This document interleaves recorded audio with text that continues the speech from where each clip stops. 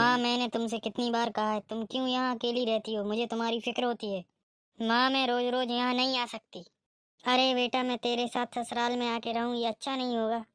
तेरे ससुराल वाले क्या कहेंगे? हमारे यहाँ तो बेटी के घर का अन्न खाना भी पाप है। हाँ मम्मी जी, आपने अपनी बेटी को इस काबिल बनाया कि आज वो पढ़ लिख कर कमा रही है। चलिए मम्मी जी, अब अपनी बेटी का नहीं खा सकती, आइए मेरे साथ चलिए।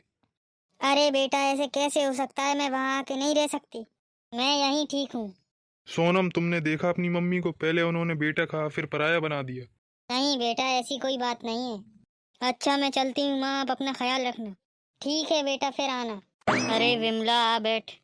कैसी है तू और तेरी बेटी कैसी है? चली क्यों न जाती तू अपनी बेटी के पास, यहाँ क्यों अकेली मर रही है? अच्छा, तो तेरी बेटी हर महीने आती होगी, खर्चा दे जाती होगी। हाँ, तू सही कह रही है, मेरा खर्चा मेरी बेटी चला रही है। हाँ, वो तो दिख ही रहा है, जब से तेरी बेटी की नौकरी लगी है, जब से तू अच्छी अच्छी साड़ी पहन रही है।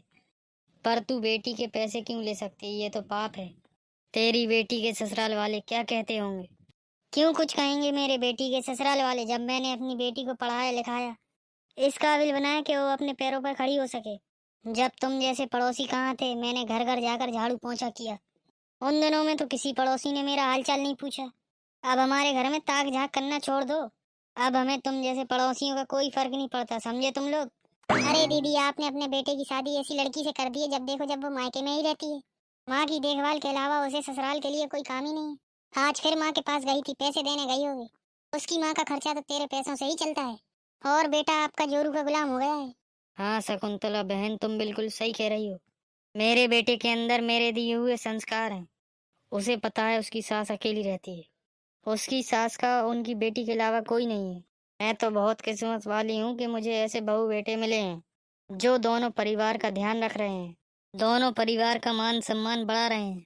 अरे ऐसी कौन सी माँ है जो अपनी बेटी की कमाई खाती है? बहुत बेशरम औरत है जो अपनी बेटी दामाद की कमाई खा रही है। मेरे यहाँ कभी ऐसा नहीं होता और मैंने कभी देखा भी नहीं। अरे वो औरत अपने दामाद का नहीं, अपनी बेटी की कमाई खाती है। आप जाओ दीदी, किसी डॉक्टर को दिखाओ, नहीं तो आपकी बहू आपको पागल कर देगी। लक्षण तो अभी से आपके ऊपर पागलपने के दिख रहे हैं। भगवान करे मुझ जैसी पागल दुनिया में और भी हों, जो दोनों परिवारों को एक कर कर चल सकें। अरे बच्चों, तुम आ गए? कहाँ गए थे तुम लोग? मैंने सुना बेटा तू ससुराल गया था अपनी सास के पास। कैसी है तेरी सास? अरे मम्मी, आपको कैसे पता चला? अरे बेटा, मुझे तो उन पड़ोसियों ने बताया जिनके सामने तू मिलने गया था।